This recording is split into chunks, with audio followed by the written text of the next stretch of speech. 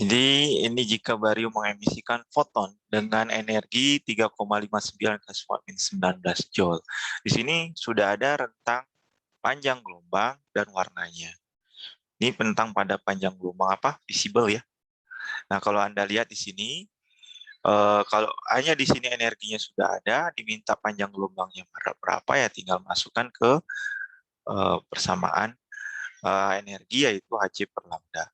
Ini Anda dapat lambdanya, hati-hati dari segi satuannya. Ini satuannya nanti jadinya nanometer. Nah, nanometer di sini Anda dapat di 500 antara 495 sampai 570 yaitu warna hijau. Jadi nanti atom tersebut akan memancarkan warna hijau ya, barium ini. Saat dia ada mengemisikan suatu energi foton. Sampai sini jelas ya, gampang ini Maya kalau yang satu. Kemudian yang kedua, nah di sini suatu atom hidrogen mengalami transisi elektron dari tingkat energi dari NX ke N sama dengan 2. Dia menghasilkan spektrum garis pada panjang gelombang 650,5 nanometer. Tetapan Rydberg-nya sekian pada atom hidrogen. Nah, kalau Anda lihat di sini, tentukan tingkat kulit X tersebut. Kita tahu panjang gelombangnya adalah 650,5 nanometer, berarti 650,5 10 pangkat min 7 cm. Pangkat min 1. Anda harus rubah ini ke sentimeter. Kenapa? Karena tetapan Rydberg-nya adalah sentimeter pangkat min 1. Ngerti sampai sini? Setelah itu kita masukkan ke persamaannya. Ini persamaannya biasanya dikasih tahu. Ya. Dan N yang inisial N1-nya adalah 2, N2-nya adalah yang dicari. Nah, di sini Anda bisa dapat N2-nya adalah seper N2 kuadrat adalah 0,1098. Jadi N2 kuadratnya adalah 9, maka N2-nya 3. Kalau kita prediksikan sebelum kita menghitung, ini kan 650. Kalau panjang gelombangnya besar, berarti dia mengemisikan dari tingkat energi yang terdekat biasanya. Berarti energinya kecil kan? Logikanya seperti itu. Artinya dia akan jatuh dari yang sangat dekat dengan N sama dengan. Jadi pastinya nggak mungkin 5, nggak mungkin 6, nggak mungkin 7 gitu ya. Mungkin bisa 4 atau 3. Tapi yang paling mungkin kan 3, karena sangat besar panjang gelombangnya, energinya juga kecil. Ya. Nah, kemudian ada soal lagi. Spektrum garis baru dihasilkan akibat transisi elektron atom hidrogen dan tingkat energi pada kulit X ke N1. Apakah menghasilkan panjang gelombang yang lebih kecil? Menurut Anda bagaimana?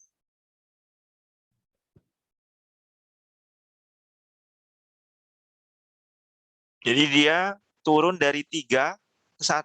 Panjang gelombangnya kecil nggak daripada yang sebelum? Halo? Lebih kecil ya? Lebih kecil, Pak. Lebih kecil. Kenapa? Karena dia jatuhnya terlalu tinggi, sehingga energinya untuk menembus dari berbagai kulit itu akan lebih besar, sehingga panjang gelombangnya akan lebih kecil. Sebenarnya Anda tidak harus hitung pun Anda sudah memprediksikan jawaban Anda akan berkisar ke sana. Gitu. Jadi kalau kita hitung pun, berarti dari 3 ke 1, berarti ini N1-nya 1 kuadrat, N2-nya 3 kuadrat, berarti ini kita dapat lambdanya adalah 102,5. Berarti memang lebih kecil daripada 650,5. Paham sampai sini? Jadi dalam soal ini tuh Anda diajarkan tidak perlu menghitung dulu. Membuktikannya dengan menghitung. Tapi tidak perlu menghitung karena secara teori bisa dibuktikan. Nah, Anda banyak akan dilihat kemampuannya menganalisis soal. Karena rata-rata, ya karena doktrin dari bimbel, ada soal ngitung, ada soal ngitung, ada soal ngitung. Padahal dipikirkan dulu kira-kira ini mengarah kemana. Teorinya dijabarkan dulu seperti apa baiknya. Ya boleh saja ngitung. Tapi kalau di sini ditanya Anda betul kalau Anda dapat 200, 300, 400, lebih dari 650, ya salah. Itu ya karena salah ngitung dan lain-lain. Dan penjelasannya adalah panjang gelombang akan lebih kecil dari 650, yaitu sebesar ini. Hal ini juga berkaitan dengan semakin tinggi tingkat energi, elektron mengembangkan cahaya maka membutuhkan energi yang lebih besar untuk mendekati inti, sehingga menghasilkan panjang gelombang yang lebih pendek. Oke. Nah, sekarang ada pertanyaan terkait nomor 3 ini. Ini juga bahasan yang baru ya, nanti kita jelaskan terkait jari-jari atom dan jari-jari ion. Kalau kita lihat ini Li plus dibandingkan dengan Mg2 plus, O2 minus, dan F minus. Urutkan ketiga ion ini yang berdasarkan kenaikan urutan jari-jari. Kalau Anda lihat, semakin banyak elektron di sekitar inti. Jari-jari itu apa sih? Jarak antara Inti ke kulit keluar, kulit terluar. Kulit terluar itu diisi oleh berapa elektron? Kalau dia tambah terus elektronnya, maka jari-jarinya akan membesar. Sehingga kalau kita bisa bandingkan, anion itu akan memiliki jari-jari yang lebih besar dibandingkan kation. Ya, jadi di sini F minus, O2 minus lebih besar daripada F minus dan lebih besar daripada Mg2 plus. Ya. Kemudian ion apa yang isoelektrik dengan Na plus? Kalau kita lihat Na plus itu kan 11. Kalau dia melepaskan satu elektron, dia menjadi berapa elektronnya? Namanya isoelektrik itu berarti jumlah elektronnya sama. Yang mana? O2 minus, Mg2 plus, dan F minus. Total semuanya adalah elektronnya 10. Paham ya? Halo? Paham, Pak. Kemudian kita lihat di sini. Pada elektron banyak, sebuah elektron pada orbital 3s mengalami eksitasi ke orbital dengan tingkat energi yang terdekat. Orbital yang mungkin adalah, kalau kita lihat, atom, elektron banyak, dia di 3s, mengeksitasi ke P. Paling dekat apa? 3P kan? Iya, Pak. 3P, dia bisa, karena energinya sama, dia bisa mengisi 3 ruangan. Atau 3 orientasi ruang. X, Y, dan Z. Sehingga dia bisa mengisi di 3PX, 3PY, dan 3PZ. Jadi kemungkinannya ada 2. Untuk mengisi, kalau S-nya ini tereksitasi, ada satu elektron di orbital S tereksitasi ke tingkat energi yang lebih tinggi, yaitu 3P. Sekarang kita lihat yang kelima. Di antara diagram orbital berikut, tentukan diagram orbital yang benar untuk elektron valensi atom Cl. Cl kita tahu dia 17 ya. Iya, Pak. Berarti neon ya, kemudian ditambah menjadi 3s2 dan 3p5. Betul? Betul, Pak. Berarti pengisi yang terluarnya adalah 5 elektron di 3p dan 3s. Pengisiannya bagaimana? Kalau di larangan Pauli dan Han, dia kan tidak boleh seperti yang B. Betul ya? Jadi tidak boleh spinnya searah. Jadi spin yang searah udah sama. Nah, kalau yang lain ya sama. Yang lainnya berbeda kan. Spinnya berlawanan, kemudian dia bisa mengisi di kiri dulu, dia bisa mengisi di tengah dulu, dia bisa mengisi di bawah dulu, di kanan dulu. Karena energinya sama. Nah, sehingga jawabannya bisa A, D, dan C. Ya, jadi pengisiannya itu selalu mengikuti aturan 3 itu, Pauli, Han, dan Aufbau. Jadi tidak selalu yang didoktrinkan di SMA itu benar ya. Harus di kiri diisinya, salah. Harus di kanan dulu isinya. Kalau di SMA pasti Anda pilih yang C, betul? Benar nggak? Kalau di SMA Anda pasti pilih yang C. Halo, Iya, Pak. benar. Pak. Ini Yang B. Enggak. yang C kan kalau di SMA. Suruh isi dulu kiri, kemudian tengah, kanan, isi lagi sini. Ya, padahal kita bisa isi dari kanan, kita bisa isi dari tengah, seperti ini. Jadi bisa, yang penting dia berlawanan, spinnya dan energinya, tingkat energinya sama. Ya sama, ada ruang, tinggal masukin di mana kan ya. Yang jelas dia harus ngisi yang kosong dulu dengan spin yang searah, baru dia ngisi yang berlawan. Tuliskan simbol ion yang bermuatan 2+ yang memiliki konfigurasi elektron Ar3d9. Nah, kita tahu Cu itu adalah mengikuti aturan setengah penuh ya. Jadi dia harusnya 3d10 dan 4s1. Sehingga dia saat diambil elektronnya 2 menjadi 3d9. Sehingga itu adalah C2+. Di antara spesies ini manakah yang isoelektronik? O berapa? 8. F 10. N 10. Berarti F sama F minus dan N 3 minus itu memiliki jumlah elektron yang sama. Halo? Iya, Pak. Ini Aska doang yang belajar. Yang lainnya gimana? Iya, Pak. Iya, Pak. Iya, Pak. Apa? Atau udah mudah? Terlalu mudah, Pak. Nggak usah dibahas. Ya udah, nggak apa-apa. Kita masuk ke bab baru. Kenapa sih kita belajar struktur atom di sini? Dari struktur atom, kita bisa mengetahui yang pertama adalah energinya dia, bagaimana atom itu bisa berwarna, mengkilap, kemudian dia bisa mengantarkan listrik, konduktif. Logam-logam yang konduktif itu pastinya dia ada elektron yang tidak berpasangan.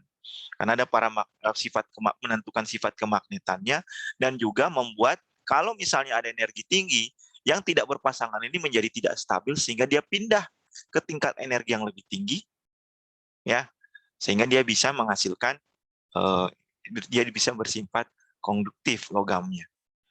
Dan kita juga bisa mengetahui kemagnetan logam tersebut dari sifatnya, dari keterisian elektron ini. Sehingga dari situ kita bisa mengetahui mana logam yang bersifat diamagnetik, paramagnetik, konduktif, segala macam. Kemudian yang kedua, nanti Anda akan belajar terkait ikatan kimia. Ikatan kimia itu ditentukan oleh jumlah elektron valensi. Betul? Anda kalau tidak tahu melakukan konfigurasi, tidak mengetahui mana jumlah elektron valensinya, susah. Anda bisa menggambarkan struktur Lewis. Nanti kita akan belajar itu di ikatan kimia. Kenapa? Karena dari penjabaran atom sampai membentuk ikatan, itu akan dipakai sampai Anda nanti di bekerja misalnya. Dan Anda bisa menjelaskan kenapa ini bisa bereaksi, ini tidak bisa bereaksi, ini kenapa bisa berinteraksi, kenapa ini. Ya itu tadi, dari interaksi yang ada antara elektron valensinya, dari mana elektron valensinya yang dimiliki oleh atom-atom satu sama lain. Tidak harus di oceanografi, bisa di TEK-I, bisa di teknik lain, gitu ya. Itu semua akan dipakai. Dan dasar-dasar kalau mau disidang, itu Anda bisa jelaskan secara kimia dari segi ikatannya dan struktur atom dan energinya. Susun atom Si, Al, dan C berdasarkan kenaikan jari-jari atom. Jelaskan. Jari-jari atom Al lebih besar daripada jari-jari atom Si. Kalau kita lihat di sini kan dari seperiode dan segolongannya. Halo? Kalau Al di sini lebih besar daripada Si, tapi Si di sini lebih besar daripada C kalau segolong. Oh ya, satu lagi. Anda sudah tahu kan kekuatan magnet, diamagnetik, dan paramagnetik? Halo? Apa diamagnetik itu?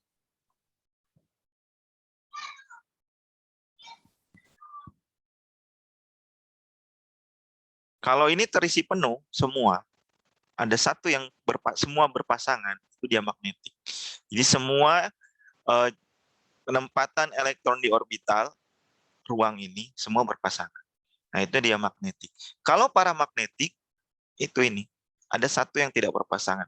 Semakin banyak yang tidak berpasangan, semakin dia bersifat paramagnetik. Paham kemarin ya?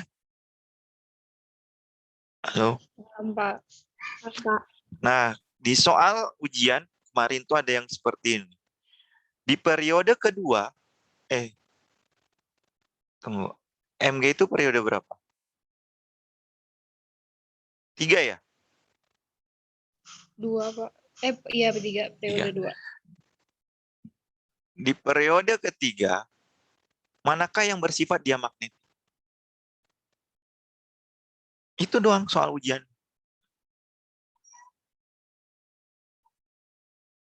Yang mana?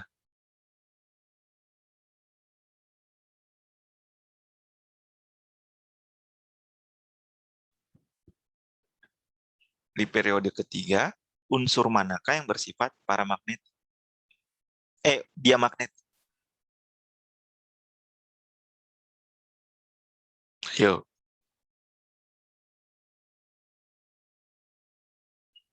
Ada yang jawab? Mudah sekali.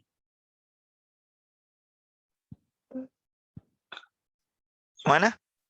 Di periode ketiga, unsur manakah yang bersifat diamagnetik? Sama AR. AR. GAR, Pak. MGAR, Pak. AR, terus? MG. MG. Jadi golongan 2 sama golongan 8 beres. Kalau yang berhenti di 2S dan 3S. Periode kedua juga sama. Kenapa? Ya kalau MG kan dia berhenti di sini kan.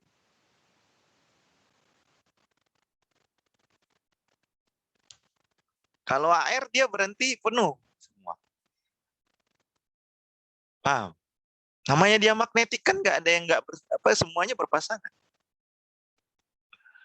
Paham sampai sini? Ini yang di periode ketiga yang bersifat diamagnetik pastinya adalah Mg dan Ar. Argon dan magnesium. Halo? Ya, Pak. Ada yang mau nanya? Ya pokoknya diamagnetik itu semua berpasangan. Mau di satu orbital S atau di orbital P. P dan S ya pastikan. Ya, itu soal ujian tahun lalu. Mudah sekali padahal dijawab. Tidak harus, tidak sampai 30 detik. 10 detik juga cukup. Di antara ion Cl- dan S2-, tentukan ion mana yang memiliki jari-jari ion lebih besar. Pastinya S2- kan? Tapi keduanya ini isoelektron. S itu 16, tambah 2, 18. Cl itu 17, tambah 1 elektron jadi 18. Tapi jumlah proton S2- lebih sedikit dibandingkan pada ion Cl-. Maka elektron keluar pada itu tidak lebih tertarik pada inti. Sehingga ukuran S2- lebih besar dibandingkan ion Cl-. Karena kita tahu nomor atom itu proton dan elektron.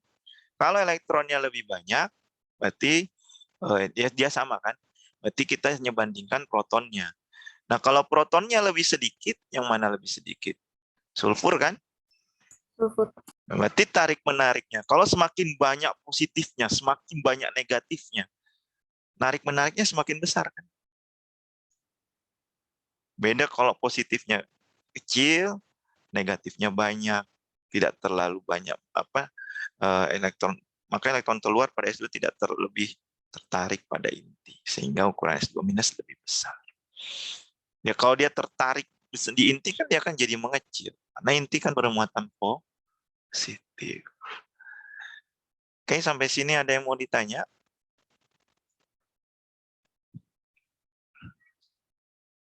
Ya, jadi untuk struktur atom dan tabel periodik sebenarnya mainnya kalau nggak hitungan ya logika. Logika, analisis logika. Oke, yang kemarin ini saya koreksi ya, kemarin tuh maka paket bilang kuantum yang benar adalah, karena ini salah kemarin tuh ya. Masa L-nya 2, masa ML-nya 3 ya. Salah ya. Jawabannya yang C kemarin ya, betul? Jadinya N-nya 3, kalau L-nya 0 ya berarti 3S kan? Halo. Iya. Kemudian yang ini jumlah elektron maksimum yang diperbolehkan pada orbital 4p adalah 6. Tapi ini kayaknya soal latihan ya. Mungkin ujian. Yang ujiannya yang di atas. Konfigurasi keadaan dasar yang benar untuk SI yang mana? Yang D, Pak. Yang B. Betul? D, Pak. Pak, yang D. D. D, Dodol, Pak. Pak. D. Dodol, Pak. B. Ya, jadi salah ya. D. Yang D. 3S2, 3P2. Apakah rutenium bersifat paramagnetik atau diamagnetik? Bila bersifat paramagnetik, berapa jumlah elektron yang tidak berpasangan? Rutenium itu 44.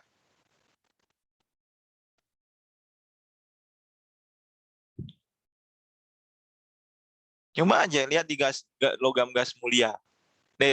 Gas di gas mulia. Gas mulia itu kan di atasnya xenon apa? Krypton ya. Iya, Pak. Krypton tuh udah 36 kan? Terus mau ke 44 gimana?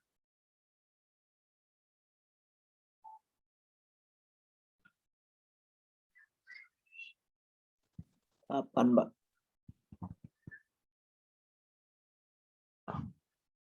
4S2-nya?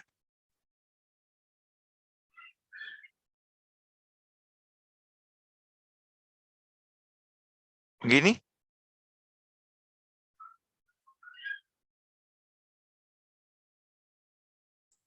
Halo? 5S2, 4D, 3. Sorry, ini 5S ya.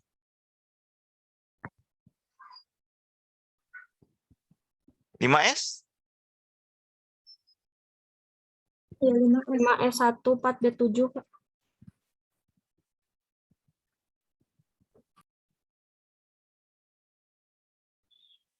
Sama yang lain? Harus 7?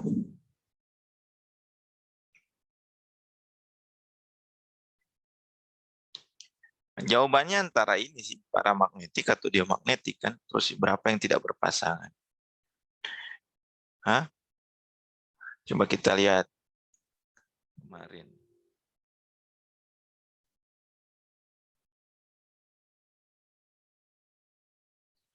Berapa yang lain? Rutenium.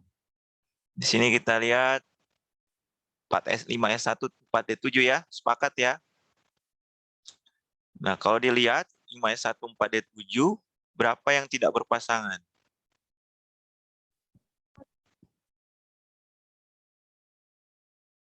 Hah? 6, Pak. 6 yang nggak berpasangan. Ya, karena ini ada setengah penuh ya.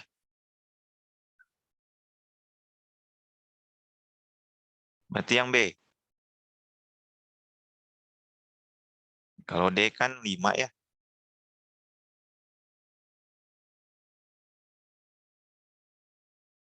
1, 2, 3, 4 dong ya. A ya? Iya, Pak, 4. Oke. Nah, gini.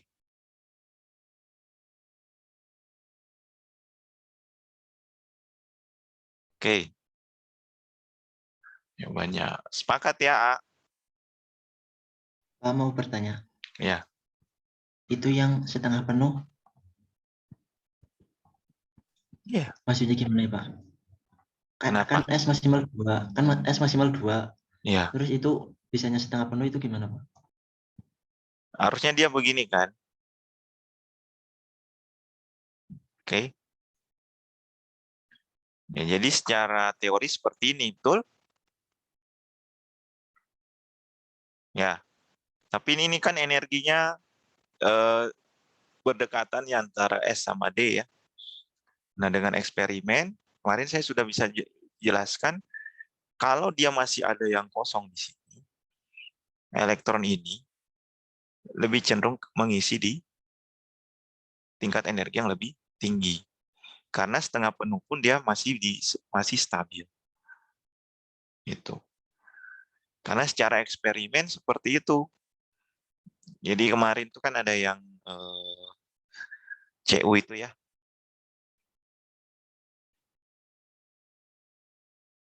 Nah ini. Jadi secara eksperimen kita bisa mengisi dengan kestabilan penuh untuk S, 4S. Karena kan energinya dia tidak terlalu jauh dengan D. Sehingga memudahkan ini pindah ke sini karena dia setengah penuh pun masih stabil untuk S sendiri. Sehingga dia bisa masuk ke orbital D. Baik itu D-nya jadi setengah penuh semuanya, maupun D-nya jadi penuh. Seperti itu. Halo? Iya, Pak. Kalau kita lihat energinya kan untuk S sama D kan nggak terlalu jauh ya, beda sama P sama D. Jadi memang dia, kalau dia setengah penuh, dia masih lebih stabil untuk mengisi ke D. Dan mudah tereksitasi ke D yang lebih tinggi. Beda kalau S ke P, susah. Dia pasti ngisi terus dulu. Jadi hati-hati pas di 4S dan 3D, 5S, 4D itu energinya cukup berdekatan. Dan dia memakai aturan setengah penuh. Ya. Oke, ini sudah ya kemarin spin up, spin down, kemudian nilai empat bilangan kuantumnya. Yang penting yang kalian hasilkan adalah ini. Kalau ini salah, ini sama MS-nya juga salah. Karena ini kan dari segi kuantum utamanya, ini segi orbitalnya ya. Ini udah, saya jelaskan. Nah ini tadi kalau dia elektron tunggal, dia energinya sama. Kalau dia elektron banyak, maka dia energinya kan beda. Gitu ya. Kecuali atom-atom lain yang mirip dengan atom hidrogen. Jadi misalnya tadi Li2+, B4+, Al2+, Mg11+, gitu ya. Semua akan mirip dengan atom hidrogen yang hanya memiliki satu elektron. Energinya bisa didapat dari berapa jumlah N-nya dan Z-nya berapa atomnya. Nah, kalau ini nggak bisa. Kalau ini harus dilihat penempatan elektronnya dari tingkat energinya. Ya, ini udah ya kemarin.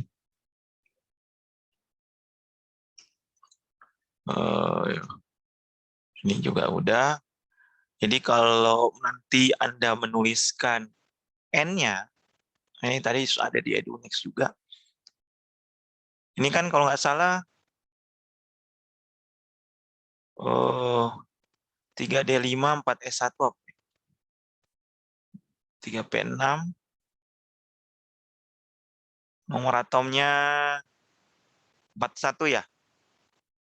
Nah ini N-nya Anda tulis 3, L-nya 2. Bukan N-nya 4 sama 0. Kenapa? Karena dari keadaan dasar, yang paling luar adalah D. 3D. Sehingga N-nya 3, L-nya 2. Bukan N-nya 4 dan L-nya 0. Ya. Ini juga saya sudah sampaikan. Tadi yang Mufti, ada yang mau nanya Mufti? Cukup, Pak. Oke. Jadi secara eksperimen aturan setengah penuh itu berlaku untuk energi untuk 4S dengan D ya. Dengan D-nya. Nah, ini kalau kita lihat suku terluar semua di sini golongan 1A dan 2A itu orbital S, ini orbital D, ini orbital P, nah ini orbital F. Kadang di sini juga sudah masuk F ya. Berhentinya. Saya yakin nanti Anda kayaknya butuh ini ya.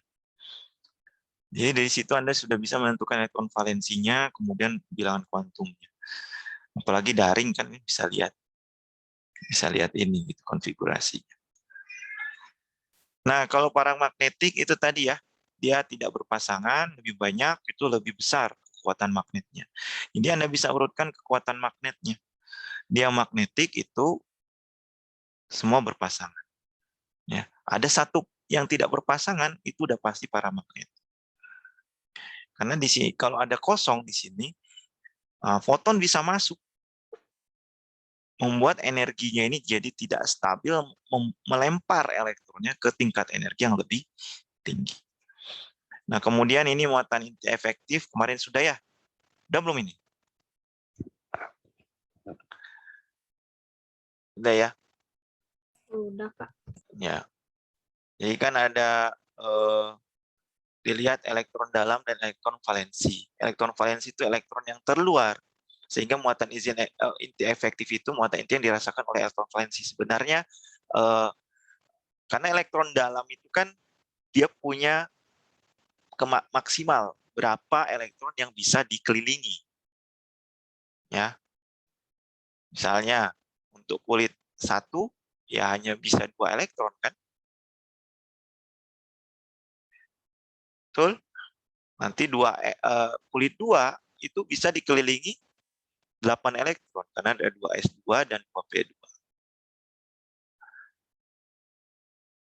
Kalau kulit 3 S2, 3p6 dan 4 dan 3d10. Kulit 3 bisa 18 elektron. Nah, kalau dia sudah tercukupi 8 elektron, 18 elektron atau 2 elektron, nah ini baru kita sebut elektron dalam. Ya. Kalau elektron valensi ya 8, 18 gitu ya. Kalau elektron valensi yaitu yang terluarnya berapa. Dan di situ kita bisa mencari muatan inti efektifnya. Elektron pada kulit yang sama tidak memberikan efek perisai. Jadi kan sama-sama dimasuki 8 elektron. Semakin banyak elektron yang sampai dia penuh itu kan akan saling tolak menolak mengelilingi inti. Nah, elektron dalam akan menjadi perisai dari elektron valensi terhadap muatan inti ini. Dan akan saling jauh. Ya. Jadi ZeF itu adalah proton dikurangi elektron inti atau jumlah elektron totalnya dikurangi elektron inti. Beda nanti kalau dia bermuatan, kalau Mg2+, Mg2+ kan dia jumlah elektronnya jadi 10. Jadi kurang 10 ya 0, nggak ada. Nggak ada muatan inti efektif. Ya tergantung dia spesiesnya atom atau ion. Tapi rata-rata pasti atom untuk mencari ZeF-nya. Nah, contoh nih kalsium, valensinya 2. Ya. Jadi 20 proton kurangi 18 elektron inti. Banyaknya elektron pada argon pada keadaan dasar, oh ini soal lain ya. Ini sampai ZF ya, sudah. Sekarang banyaknya elektron pada argon. Z sama dengan 18. Oh ya, muatan inti efektif ada yang mau ditanya nggak? Ngerti ya? Oke, sekarang kita lihat soal ini. Saya ambil soal-soal ujian. Saya potong-potong, saya ambil, ikuti bab yang diminta. Ini soal ujian tahun lalu. Banyaknya elektron pada argon Z sama dengan tapi yang B. Z-nya sama 18. Pada keadaan dasar memiliki bilangan kuantum ml-nya plus atau 1, ms-nya plus setengah. Pep ya. Berapa jumlah elektronnya?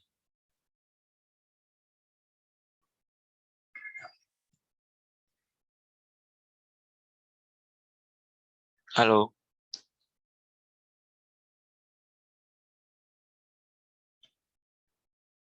Banyaknya elektron pada argon Z18 pada keadaan dasar yang memiliki bilangan kuantum ml-nya 1 dan ms-nya setengah plus setengah. Nah, kalau kita lihat keadaan dasar kan ada berapa sih? Halo?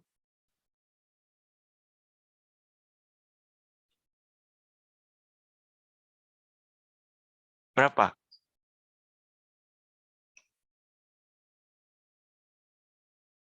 Kalau argon kan ya 1s2, 2s2, 2p6, 3s2, 3p6. Betul ya? Halo? N-nya 3, L-nya 2, L-nya 1 ya. Terus ML-nya plus 1, min 101, MS-nya plus setengah, min setengah. Nah, yang ditanya cuma keadaan dasar. Yang keadaan dasar 1s2 kan? 2. Paham sampai sini? Pak, jadi ini apa, Pak? Ya ini cuma info saja. Tidak ada berpengaruh. Karena yang ditanya adalah keadaan dasar. Halo? Keadaan dasar itu 1s2-nya, Pak. Ya kan kalau kalian lihat keadaan dasar yang paling dasar. Ini kan? Hanya diisi oleh berapa elektron? 2 ya? Halo? Iya, Pak. Iya, Pak. Ya. Karena yang ditanya adalah dari segi pengisiannya. Dari keadaan dasar pada keadaan dasar berapa? Ya semuanya pasti diisi oleh 2 elektron.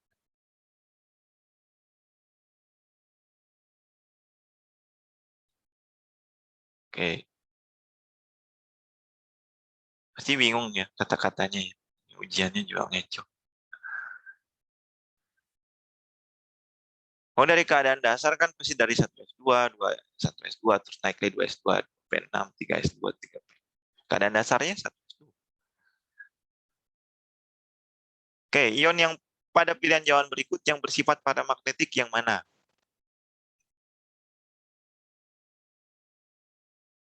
Kita lihat satu-satu. Ini 1s2, 2s2, 2p, 6, 3s, 2 ya. 3s1. 8, 10, 3s2, 3p1 kan? Nah, kalau Al3 plus berarti begini kan? Dia magnetik. Betul nggak? Ini juga, ini kalau diambil jadi dia magnetik juga kan? Yang MN2 plus bukan, Pak? S2 minus jadi 18, dia magnetik MN2 juga. plus, Pak. Yang E. Oke. Ini jadi 18 elektron, ini jadi 18 elektron, ini jadi 10 elektron, ini jadi 18 elektron. Semuanya kan golongan isoelektronik dengan AR ya. Argon ini. Sedangkan 10 elektron isoelektronik dengan N neon. Nah, makanya yang cuman jadi semuanya berpasang. Jadi semuanya dia magnetik. Jadi yang ini isoelektronik dengan Ne, ini isoelektronik dengan argon. Betul?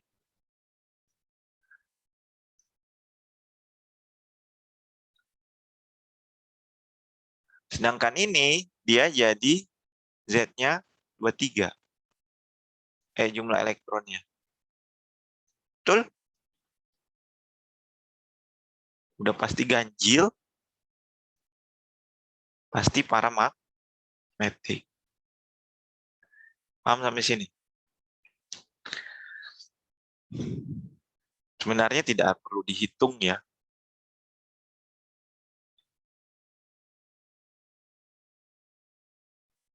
Ada yang mau nanya? Oke. Silakan absen. Saya sudah saya buka. Bisa kebuka nggak?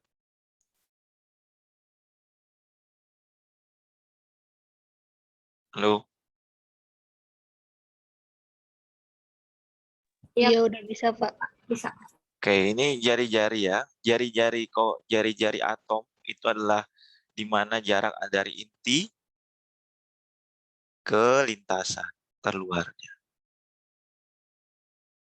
Ya, ini jari-jari. Semakin banyak jumlah elektronnya, semakin besar dia. Ya.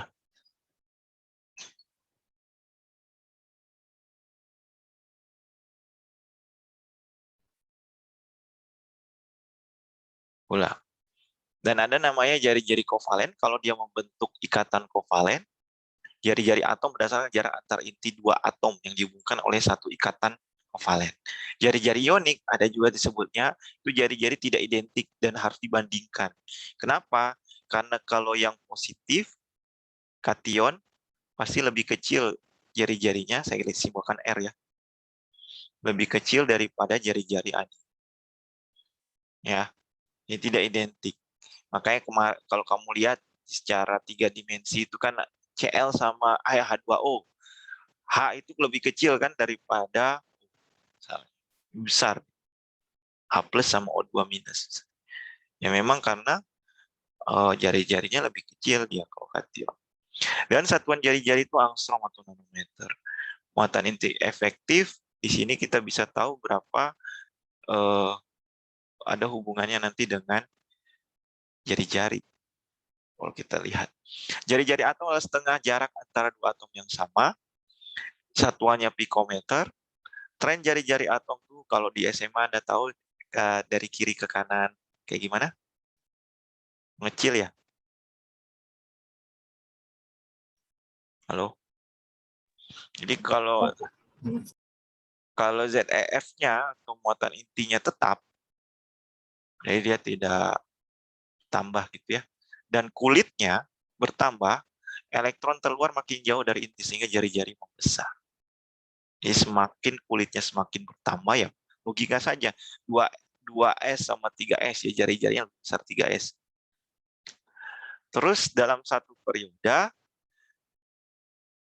nah kalau satu periode kan tetap N-nya ya, biar apa kuantumnya, bilangan kuantum utamanya tetap, kulitnya tetap. Tapi ZF akan makin besar. Elektron valensi merasakan ZF lebih besar sehingga jari-jarinya mengecil. ZF-nya lebih makin besar, jari-jarinya jadi semakin kecil. Ya kan O2 minus. ZF-nya kan minus 2. Beda sama Mg 2 plus misalnya. Seperiode mah barium ya, atau litium. Ya jari-jarinya jadi mengecil. Kemudian logam transisi, variasinya banyak lebih kalau logam transisinya ukuran tidak begitu besar. Selama bilangan kuantumnya atau kulitnya sama sepanjang baris, penurunan ZF dan jari-jari tidak tajam dan lebih gradual. Jadi lebih gradual itu artinya berapa kalinya gitu ya. Jadi tidak terlalu tajam banget. Tapi jarang sih ditentukan ZF untuk yang logam transisi. Yang paling banyak itu yang segolongan seperiode selain logam transisi. Nah ini data yang kalau Anda lihat data jari-jari atom. Ini jari-jari atom, ini jari-jari ion. Ya. Bagaimana cara ngitung jari-jari dari eksperimen biasanya ya, jumlah elektronnya kemudian diukur. Ini jari-jari atom dan ion. Kalau Anda lihat di sini, kalium sama K+ itu lebih kecil K+ ya. Sedangkan kalau misalnya Cl nih, Cl 99 pikometer, Cl minus lebih besar, 108. Kalau kita bandingkan dengan S2 minus, S2 minus lebih besar. Seperiode. Kalau segolongan, F minus lebih kecil daripada Cl minus. Berarti dari atas ke bawah lebih besar. Tapi di sini Anda harus lihat bermain dengan data ya. Jangan lagi hafalan seperti di SMA. Kalau di SMA itu, kalau dia sama-sama atom, sama-sama kation, sama-sama anion, jumlahnya sama, ionnya, nah Anda bisa prediksikan seperti di SMA. Tapi kalau ada dicampur O2 minus, K, Na, misalnya ya, atau terus Li plus, kemudian beryllium 2+. Nah, urutkan mana yang lebih besar dari besar ke kecil misalnya. Jadi O2- lebih besar daripada Li+, lebih besar dari beryllium 2+. Coba kita lihat O2- 140. Ya. Beryllium 2+, 31. Li+, 60. Betul kan? Halo. Jadi bukan lagi, kalau sama-sama atomnya kayak kalium sama kalsium, sama skandium, ini kan yang lebih kecil, turun. Tapi pas di sini besar lagi, itu tadi ada anomali di sini, ada ZeF-nya. Jadi tidak selalu seperiode itu mengecil. Lihat aja ini. Beda kan? Halo? Ya, Jadi semua harus bermain dengan data. Karena secara eksperimen, secara teori kiri ke kanan menurun, tetapi kalau kita lihat di sini dia membesar sedikit. Ini juga, ya. Jadi harus bermain dengan data. Tapi kalau yang ion itu udah pasti berbeda ya, kation sama anion.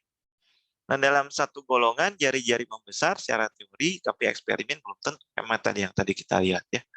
Dalam satu periode jari-jari mengecil. Jari-jari anion itu lebih besar dari atom netral. ZF sama, tapi elektron pada kulit valensi bisa bertambah. ZF-nya sama, tapi elektron pada kulit valensi berbeda, bisa bertambah. Jadi misalnya dia ZF-nya 2, tapi elektron pada kulit valensinya bisa bertambah. Nah, itu bisa selama masih dalam satu bilangan kuantum yang utama yang sama. Tolak menolak elektron pada kulit valensi menguat sehingga jari-jari ion besar. Jari-jari kation lebih kecil dari atom netral. Jadi ini harus ingat kondisinya ya. Dia sama tapi pada kulit valensi berkurang. Tolak menolak elektron pada kulit valensi. Jadi biasanya kalau menjawab kenapa kation lebih kecil daripada anion, ini jawabannya. Tolak menolak elektron pada kulit valensi melemah sehingga jari-jari ion mengecil. Kalau anion lebih besar, tolak elektron menguat. Karena kan nambah elektron, tolak menolaknya lebih banyak kan, sehingga jari-jari ion membesar. Nah, kalau kation hilang satu elektron sehingga melemah tolak menolaknya, sehingga jadi mengecil. Seperti itu. Manakah yang paling smallest radius jari-jarinya? CA ya. Halo?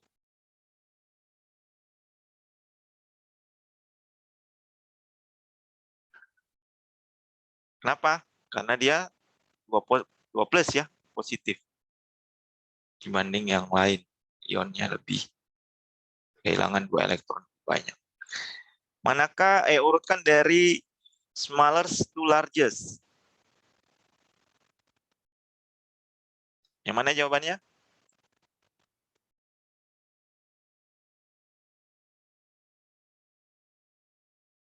Halo?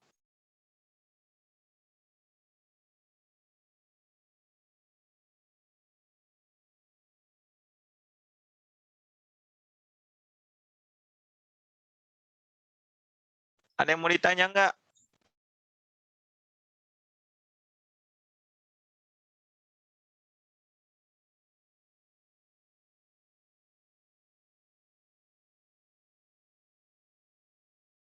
Yang mana? Yang kecil pasti antara ini sama ini kan? iya Pak. Nah, jawabannya yang C ya. Jadi antara ini sama ini, tapi kita lihat O2- kan tidak mungkin. Karena dia lebih kecil, lebih besar dibandingkan yang netral. Ya. Kemudian O sama S, mana yang lebih kanan? S kan?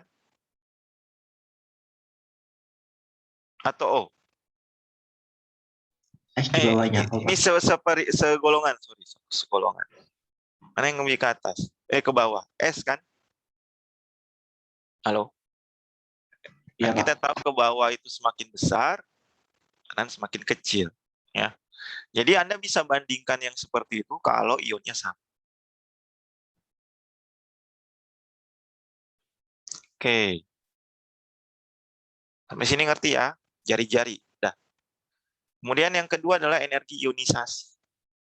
Energi ionisasi itu adalah energi minimum yang diperlukan untuk melepaskan elektron dari tingkat dasar pada suatu atom dalam fasa gas.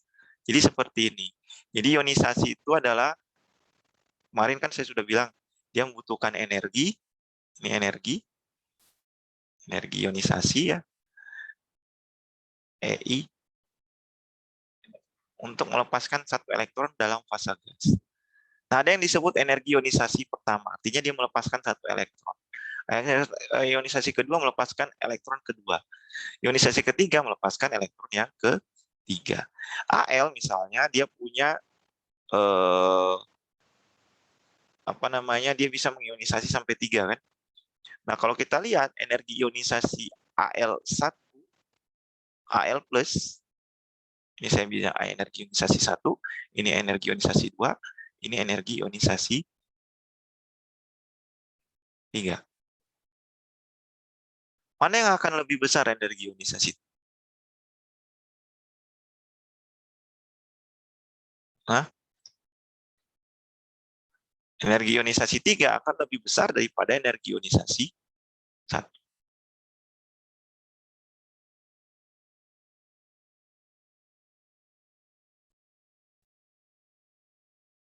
Ya. Kenapa? Karena energi ionisasi 1, ini kan misalnya dia 1000 kilojoule per mol. Saat dia masuk ke sini, ini jadi 3000. Ini jadinya 6000 misalnya. Lebih besar kan? Ya, dia disuruh melepaskan lagi, jadi kumulatif seperti itu. Dan di sini kita juga sebut isoelektron, itu untuk berlaku untuk atom-atom yang terionisasi juga bisa ya. Isoelektron ini kan jumlah elektronnya berapa? 10 ya. Jadi energi ionisasi semakin besar, itu kalau dia melepaskan elektron juga semakin banyak. Dan dia pada fasa gas. Nah, kalau kita lihat di sini, energi ionisasi, energi yang minimum yang diperlukan, berarti dia endo atau exo? Endoterm ya? Halo? Endoterm, Pak. Karena yang diperlukan, ya, satuannya kilojoule per mol. Pak, nanti hubungannya ke entalpi ya? Iya.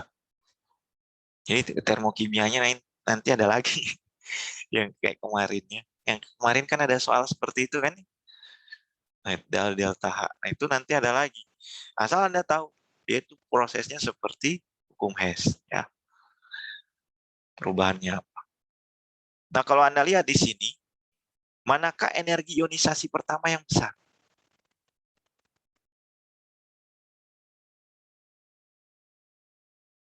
Benar?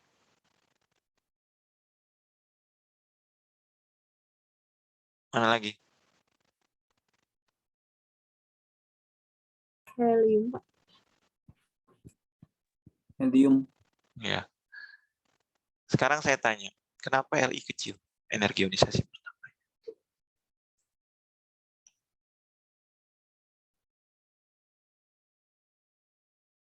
Ini 1S2 kan? Ini 1S2, 2S1. Artinya apa? Saat dia di 1S2, dia sudah stabil. Disuruh lepas 1.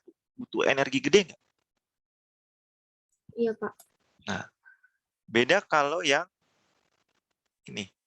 Beda kalau Li. Li 2S1.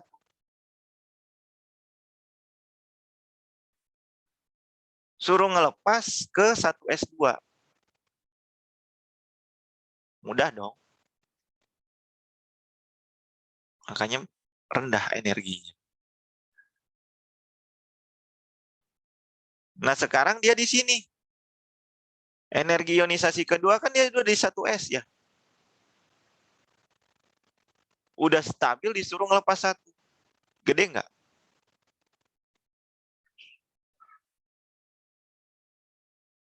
Paham nggak? Kenapa energi ionisasi pertama Li itu lebih kecil daripada energi ionisasi keduanya? Karena dia udah stabil, ada aturan penuh dan setengah penuh. Saat dia penuh dan setengah penuh, diganggu, disuruh melepaskan satu elektron, butuh energi gede. Apalagi yang energi ionisasi ketiganya. Sudah tinggal satu S, satu, suruh ngelepas. Paham? Pasti gede sekali. Sampai sini ngerti?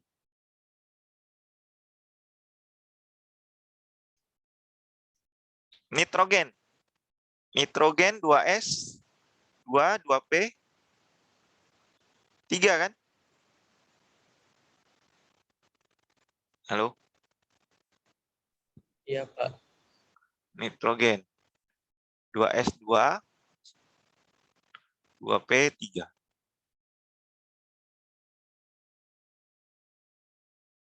Energi ionisasi pertamanya langsung gede. Karena dia aturan setengah penuh. Langsung gede di 1400. Beda sama boron. Boron 2P 1 kan?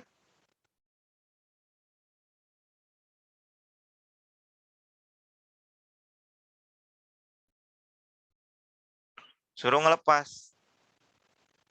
Kecil. Paham sampai sini? Pas dia ngelepas yang 2S2, ini kan 2S2, ini 2S1. Ya. Gede. Ngelepas 2S1, gede. Ngelepas jadi 1S2, lebih gede lagi. Jadi 1S1, gede lagi. Gitu ya. Jadi Anda tahu kenapa energi ionisasi pertama, kedua, ketiga, ada beberapa atom yang besar, ada yang kecil. Karena dia sudah keadaan stabil dan setengah penuh. Penuh atau setengah penuh. Kecil tuh biasanya dia mudah melepas. Paham sampai sini? Nah, di ujian Anda nanti bermain dengan data. Data, misalnya Anda dikasih data ini. Kasih data aja. Atau yang paling menonjol ya, kasih data yang menonjol. Misalnya ini. Dikasih ini energi 1, ini 1, 2, 3. Unsur apakah ini? Dia terletak di periode sekian, golongan sekian. Unsur apakah ini? Ya Anda harus prediksi, analisis. Al3 plus sama Al sama Si kan cuma beda 1. Halo? Al kan 3P1 ya?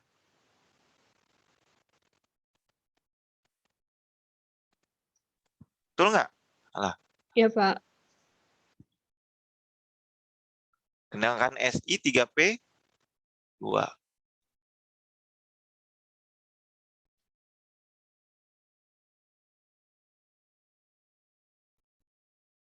Sama-sama mudah, tapi lebih sulit yang ini. Kenapa? Karena dia lebih cenderung lebih baik ngambil kan untuk stabil daripada dia lepas. Makanya dia butuh energi lebih tinggi. Tapi di sini kita lihat saat dia mengambil menjadi ini kan 3P1 ya, 3P2. Saat masuk di sini ini 3P1, ini sudah jadi 3S2. Ini masih 3P1 kan? Ya. Kemudian pas di sini 3S1, ini 3S2. Ya. Nah, pas masuk ke 2S2 gede. Tapi ini masih 3S1. Lebih gede lagi. 2S1 dan 2S2. Jadi gede sekali saat dia turun kulit, turun tingkat gitu ya. Dia kan mengakumulasikan lebih. Kalau kita lihat tingkat energi 2S sama 3S, itu kan beda jauh ya, apalagi 1S. Makanya ke 1S itu biasanya sangat besar sekali energinya. Karena dari segi tingkatannya, tuh, jauh sekali. 3s ke 2s jauh sekali. Atau 2p ke 2s jauh sekali. Ya, beda sama 4s sama 3d.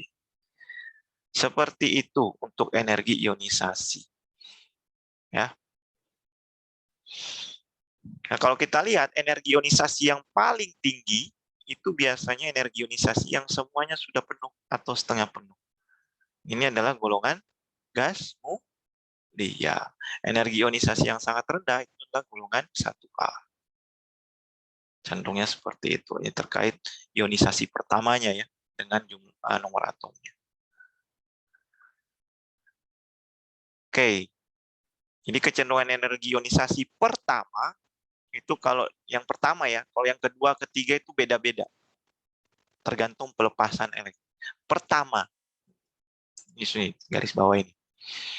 Pertama itu kan berarti nyelepas satu elektron pertama. Jadi kalau kiri ke kanan naik, bawah ke atas itu naik ya.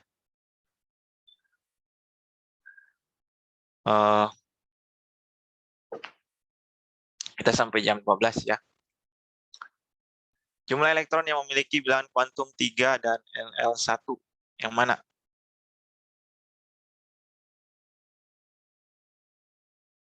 Kuantumnya 3.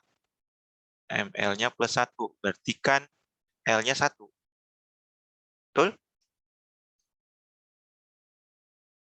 Halo? Kan plus 1, 0, min 1 kan? Berarti L-nya 1. Berarti jumlah elektronnya 6.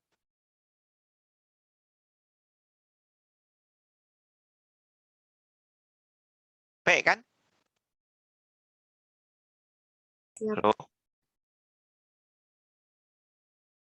Kan di sini 2, di sini 2 elektron, di sini 2 elektron, di sini 2 elektron. Berarti konfigurasi ini unsur yang berwujud gas pada T ruang adalah, ya lihat aja yang penuh. Yang mana yang penuh? Yang H. Atau yang G juga kan? Ini kan Cl ya. 17. Cl golongan halogen kan golongan halogen kan gas juga kan? Cl2, Br2. Iya. Berarti yang G sama yang H. H. Yang C. Ini soal ujian kidas B mudah-mudah. Ini biar buat kalian juga. Sama sih kan ininya bahasan. Masa ini di bawah ini yang bersifat paramagnetik yang mana? Ini nggak mungkin. Ini berpasangan ya, Mg2 plus mas. Cl minus. Nggak mungkin juga ya. Genap nih. Lihat aja elektron yang ganjil. 3 tambah 1 jadi Li 3 kurang 1 2. Mg 12 20 tambah kurang 2 jadi 10. Cl 10. Cl 18. O 10. Jadi nggak mungkin ini ya. Yang D, Pak. Yang D ya. Ini juga nggak mungkin. Karena ion-ionnya itu melepaskan semua menjadi dia netral. Jadi dia jadi berpasangan. Oke. Ini mungkin nanti aja kita bahas. Saya mau masuk ke ini. C, N, dan O. Order increasing ionization energy. Nanti saya bahas hari Selasa ya, tutorial. Manakah energi ionisasi yang lebih besar? C, N, sama O. Kenaikannya.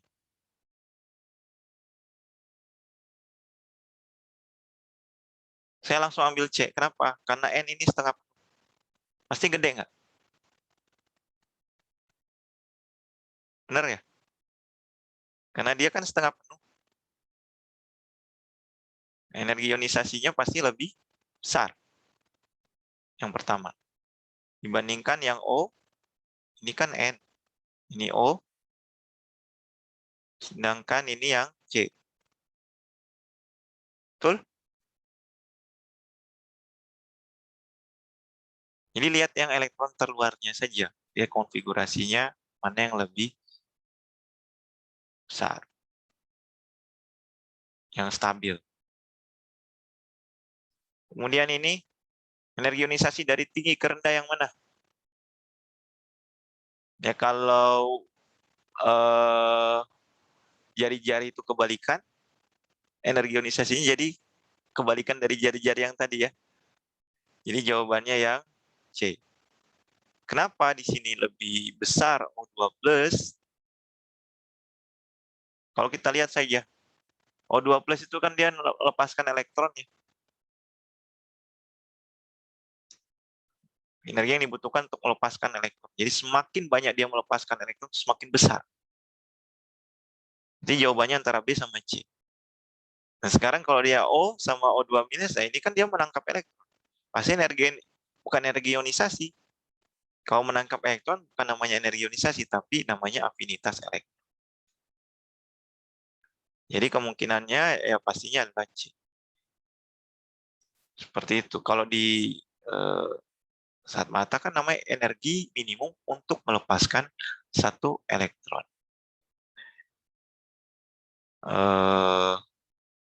Saya mau ke afinitas ya, biar kita selesaikan secara teori dulu. Afinitas elektron adalah perubahan energi yang berhubungan dengan penambahan satu elektron pada fasa gas. Dan umumnya afinitas itu secara eksoterm. Semakin dia negatif, semakin bisa besar tendensinya menambahkan elektron. Jadi dia akan melepaskan elektron. Namanya afinitas elektron. Energi afinitas. Afinitas elektron berurutan. Penambahan elektron pertama umumnya eksoterm, tapi yang kemudian adalah endoterm. Kenapa? Karena jumlah untuk penambahan elektronnya itu jadi lebih dipaksakan kan ya. Karena awalnya dia adalah hanya penambah artinya ada penambahan satu elektron pada atom pada fasa gas. Jadi cenderung eksoterm untuk yang pertama. Jadi kalau dibilang mana yang lebih eksoterm, ya pastinya F-. Kenapa? Karena dia lebih mudah menangkap elektron. Pasti lebih cenderung eksoterm. Selanjutnya dia jadi endoterm. Tren afinitas elektron itu dari kiri ke kanan semakin meningkat, dari bawah ke atas dia juga semakin meningkat. Ini nanti kita akan jelaskan besok ya, lebih dalam. Ya, ini afinitas elektron. Jadi cenderung bernilai negatif. Nah, kenapa di sini ada namanya positif? Ini biasanya adalah aturan setengah penuh atau aturan penuh tadi. Ini nitrogen kenapa positif? Jadi dia udah setengah penuh, ngapain lagi nambah elektron? Kalaupun dipaksa nambah elektron, dia akan berharga minus. Jadi positif. Tidak sulit untuk menangkap elektron. Karena udah penuh, setengah penuh. Jadi lebih sudah stabil. Ya. Oke, itulah nanti yang kita akan jelaskan di pertemuan besok ya. Overall untuk teori tabel periodik sudah selesai. Jadi untuk bab struktur atom sudah selesai sampai afinitas elektronik. Ada nanti keelektronegatifan tapi tidak dibahas di sini. Dibahas di ikatan kimia karena cenderung adalah keelektronegatifan kecenderungan ya. Kecenderungan mana yang lebih memiliki elektron yang lebih banyak. Nanti kita akan belajar di sini. Oke. Ada pertanyaan dulu? Cukup? Oke, kalau tidak ada, kita ketemu besok, kita mau latihan soal sama menyelesaikan struktur atom yang terkait afinitas elektron tadi.